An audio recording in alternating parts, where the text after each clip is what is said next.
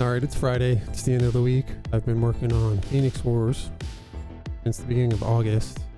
I showed some Impulse Wars gameplay, and then I got a little bit tired of working on that and trying to fix some of the edge cases, so I decided to go to Phoenix Wars and see what I could come up with. We're spin up pretty quickly there. Now, when I thought Phoenix Wars was going to be really easy because I thought I've got all the navigation and movement done in Impulse Wars. All I need to do is just kind of spin up Phoenix Wars with the same stuff. Try to add some, or tell Fable to implement something with regards to thrusters, and we should be good to go. Of course, it wasn't that easy. First time I spun up Phoenix Wars, the bots were just driving next to each other, not firing, because they were basing the game as if they were playing with impulse missiles, so those don't do damage, and they were just driving next to each other, I guess looking for ramps and just never firing. So I think it took about a week to get something that feels pretty decent in Phoenix. There's still some improvement that needs to be done, but overall, just as an offline playable right now, I think this is really good practice. Like, if you can handle yourself in here against the Phoenix bots, then you'll be okay playing against real players online. I'll point out some of their tendencies where we need improvement. So number one, they really do still cluster a bit too much. I've been working on trying to get them to spread out a little bit more. I just messed up my pad sitter here. And then sometimes they'll try to fly up onto like bridges here, and you saw how the green bot collided into it. They do need a little bit of work there.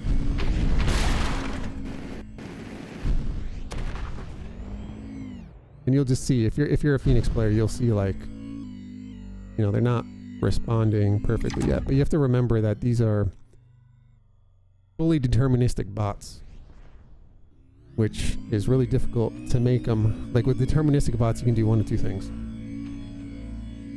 You can make them really good and impossible to play against, pretty much by having them break the rules. So you're playing against aim bots, and then you're, from that point, trying to kind of make them dumber, but then just like the way they behave, it doesn't feel right. What I'm really going for here is I'm just trying to create deterministic bots that have rules that are based on human behavior. So in doing that, I think, like, even though I see some of these bots making mistakes, I think overall it presents itself as believable. Now, if you're a vet, you'll definitely see some issues and kind of just get used to some of the quirks, but this is still all a work in progress. And the fact that I even have something like this working now, and it only took like honestly a little bit over a week, starting from the Impulse Wars point. It's just really exciting. It's exciting, and then given what my Discord is working on, kind of just reverse engineering and tearing down code they can't really make sense of, it kind of scares me a little bit too, because I see these two projects going on. This is a lot of fun, and that other project is a lot of fun too, but when I'm like thinking about like the things we're just suddenly doing now this year, middle of starting to get into the latter half of 2026, it kind of scares me thinking where we might be with LLMs and just other related technology in 2027. Like, are we going to hit superhuman intelligence that year? That's kind of one of those things that's starting to like sit in the back of my head, because this is the worst. Every day, like anytime you're in AI, whether you are excited about it or you find it stupid and you think it can't produce because it's got some issues, you got to remember that this is the worst that it ever is, ever again. I just vulged 2 bots in a row. Ish. Just made me think I gotta, in chat brain, have them kind of call me out on that a little bit. This Phoenix Wars is toxic, so this chat is nowhere near toxic enough right now. That's a nice shot there. Like, cool stuff like that, I'm like, that felt very realistic against an online player. Like, bot was trying to evade, it flew up, it had a missile still, and it actually got me. So when I see stuff like that, it really excites me, because there are parts of this that are really starting to feel right.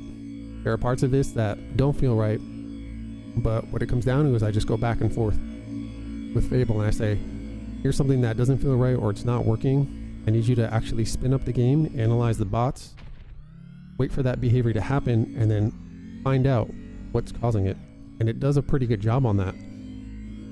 Like, it blows my mind that it can analyze the game in a way. There's a nice little air juke right there. It's able to analyze the game even live while it's running in a way that no person ever could. So there are things that it can already do that just really surpass what a human being can do. So again, you know, this is the worst it gets, and I just think like, okay, I'm kind of guiding it right now, sure. At what point do I no longer need to hold its hand? I think that's kind of the definition of super intelligence. Like, when you can give any sort of tool a prompt, you can sort of point it initially in the right direction, and then from there it should just be able to fully take over and accomplish the task. And given how much we've progressed from 2024 until now, I don't know, I think we're going to be there in a year or two at most. In 2024, Chat and Claude just felt like glorified chatbots to me that would provide useful snippets of code. And that like kind of continued on into 2025. Like, I was using Claude Code a little bit, but I guess I just didn't really like dig into it enough to really start to get a feel for it. And then this year, I don't know, like I feel like an inflection point has happened, at least like with me, some people in my Discord that are just like doing some really cool stuff with it, and people are just starting to realize like, holy shit, like this isn't a joke, this is real. So as excited as I am, I get a little bit depressed too, because sometimes when I run into an issue and I wonder if it's something that just can't be solved, like let's just say these, like even with these bots for example, right, like I'm already very excited about how they perform as it is. And then I think like, you know, how much time and effort should I put into them right now up front? Because in another 6 months, like everything that I'm working on right now is probably going to be obsolete. But I will say, it really, really helps to have like a good foundation. So people who are viewing this video that think this is purely an AI project, that is far, far from the case. Like everything you see this game, all the physics, everything that's going on, that was developed by me. But it's just these bots now that are really aided by AI. I pretty much started with Claude and I said, take all the player code, we're going to try and make a bot, but we want the bots to behave by the same exact rules that the players do because we want this to be fair. And it did that. It ported some player code over as needed to some bot controller codes, and we just went from there. And once that was running, I said, you know, we have the A-star nav package, let's figure out how to use that to get these bots to drive around. Did that pretty quickly, and then from there it just became me describing how to play this game mode. Like with Phoenix Wars for example, how you play, like, you know, like on average, you know, how most players will play depends on how many missiles they have, how much fuel they have in any given time. And that's the type of information I feed to Claude, and it figures it out pretty quick. Like, it's like, yeah, of course, like, it totally makes sense that if you're damaged below 100 health, for example, and you've got one missile, you're most likely going to be in an evasion, retreat, runaway type mode. So I just start thinking of all the different common scenarios that present themselves in this game mode, and then we create a state, an AI state for that. And then I just test and I see how it feels, and when something feels broken, like really broken, like this thing right here, actually that's actually what a normal player would get stuck there too. But when something feels really broken, I tell Claude to actually sort of inject itself into a live running game session to analyze the bots, to find the behavior, and then to find the triggers for that behavior, or at least give some ideas of what could be triggering it. And that has been really blowing my mind, because I'm like, that's not something a person can do. Even if we had all the tools, to have somebody somehow seeing, you know, the binary or bits of data that are just running in real time, like, we just, yeah, that's, these tools are offering capabilities that already are just impossible for people to accomplish today. And that's the scary part, because we're not at super intelligence yet. We're at, I think what they call them is reliable agents. And this is already super, super powerful. I'm not ready to say that the world is going to end by 2030, but I'm definitely a little bit worried.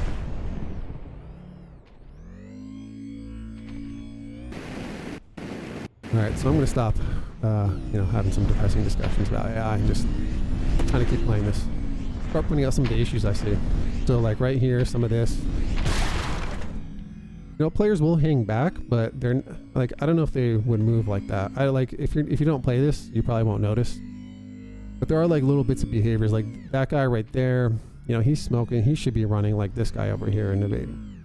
Now these bots have all sorts of different personalities, so I can't, based on his personality type, like I can't really for sure verify that, like just through gameplay alone, that's the incorrect behavior. But they seem to do this like juke spin thing a lot, which I gotta really reduce the frequency of that. I'm not a big fan of that. Like skilled players will do it, but they tend to do it like when they're really like in an active engagement, not just kind of out in the open. Another thing I want to change is this chat. This bot chat needs to be way more toxic in Phoenix Wars.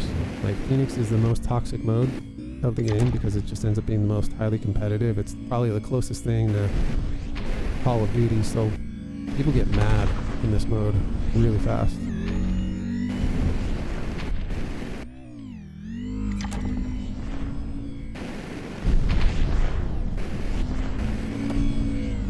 I purposely let that bot go, because when I see bots flying around, I just have fun with the target practice. Like if you can hold your own in here and do well, you'll do just fine against actual online players. Like these bots, for the most part, are about as difficult to hit as an online player in the right situations. Like right now, that's just bad miss by me. But then when I think about this situation, I got 3 of us, so he's trying to focus on what he perceives to be the imminent threat.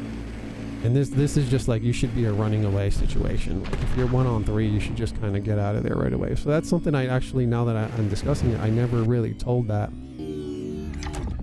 Never really told that to Fable, at least for Phoenix Wars. I have a little bit of that for Impulse Wars, but I gotta note that now. So, you know, if a bot finds itself heavily outnumbered, it needs to be in a very cautious state where it's like falling back. It's still engaged, but I gotta work on that. He just went into the ceiling. Okay, so what these bots do not do at all right now, and I'm gonna work on it. Kind of my next thing is I want to be able to fly up like this and take shortcuts or evasions. I did a first test at that, and it didn't really work. It kind of broke the navigation system. So that's kind of like the really one big addition for Phoenix Wars, that once I get that in, it's just going to be tweaking their behaviors a little bit. Now he went up in the ceiling, but players actually kind of do that sometimes too. So that's one of those things where it's like, that's not intentional. The bot's not actually trying to do that, but if it results in behavior that is believable that a player's doing that, then let's go for it. Now they also seem to be limited in how high they want to fly up. See, like they're trying to hit me, but they're not clearing.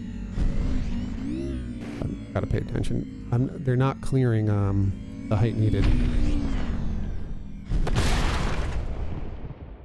So I've got a few notes on how I'm gonna fix this up a bit more, and then I think Phoenix Wars is pretty much going to be good to go as and offline mode. Now again, the end goal for this is that these bots will drop in for real players. So everything you see running here, this will all be running server side one day. And you're just going to have the information about these bots relayed to your client. I should be getting a nice snipe from that bot right there. So the key here is just to develop this locally, make sure it works pretty well. Then pretty much spin up an instance at some point on the server, have Claude write a network layer that now passes all these bots in to the Rez server as if they're just players. Like, from the point of view of the Rez server, it doesn't need to know whether it's a player or a bot connected. That's kind of the idea that I have going. I actually want to keep the server, and let's just call it the bot server, completely separate. Because I want, as Claude will say, the scene to be identical for players and bots. I feel like I even want to joke around with my wife. I'm using Claude speak more and more. I think everybody one day, all our kids are gonna start speaking like AI, and it's just gonna be really weird. Alright, so a couple days ago I posted I was like 1 in 5 or 1 in 6. I fixed that a little bit. As you can see, I'm 17 in 5. And the reason for that is these bots are using thrusters a lot more now. And when they do that, they're not as good yet. So, like, I'll get hit sometimes out of the air, but they do need some work aiming while they're flying around. When I posted that screenshot, I described as them being as these like awesome grounders. They pretty much just stay on the ground and land their shots. They're a lot better at aiming when they stay on the ground, as any player is.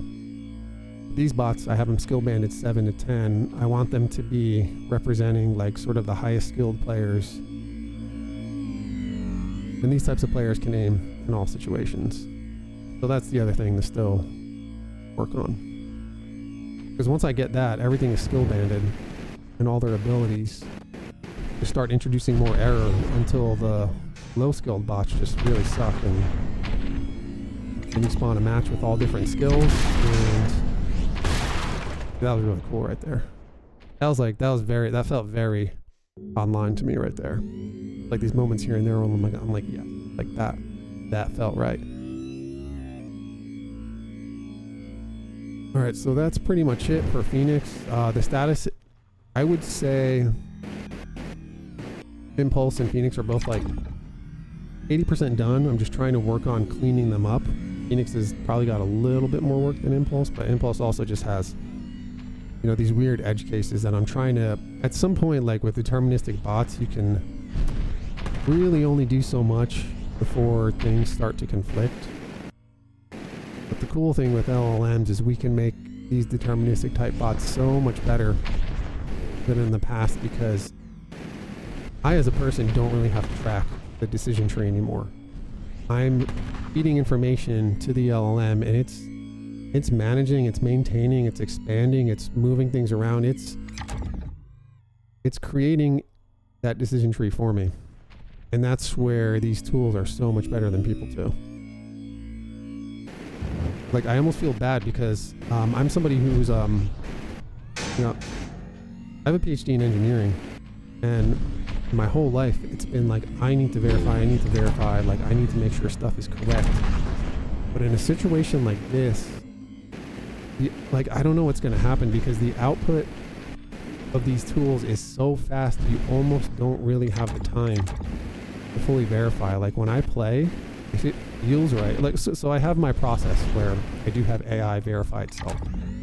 I have agents that run where I have an agent produce the code, and then I have 2 agents actually, context-free agents, just look over it fresh and verify, see if they can find bugs. And then the planning agent also does that, and then I do it as a play test too. Like I'll play and I'll see, does this feel right? And that's kind of my process. Like I'm not looking at code anymore. I'm not looking at code specifics, seeing if stuff was actually implemented correctly. It's just it's almost too much of a bottleneck to do that, because this produces code so much faster than I can possibly review it. And I feel like there's this race going on where people are just trying to produce. And I want to say I'm going at a rate that's reasonable. Like, I'm not trying to one-shot anything. I think I am pretty careful about like how I break up my steps. And I'm always playtesting pretty frequently to make sure nothing blows up. Alright, so that's it for the Phoenix update. I'll probably post some more updates in the coming week. At some point I'm going to switch over to lasers because I'm really interested to seeing if I can get blocking and cycling working. Because that's actually a mechanic that I don't see it happen in Phoenix, but like if we have these like teammates that can sort of understand to occasionally step in the way and take a hit for another teammate, I don't know, could like change the meta of Phoenix just a little bit, be a little bit less selfish, and maybe a little bit more team play oriented if it actually works out in concept and people see it through these bots. Alright, well, that's it for now, and I guess I'll see everybody else on Zimmerus.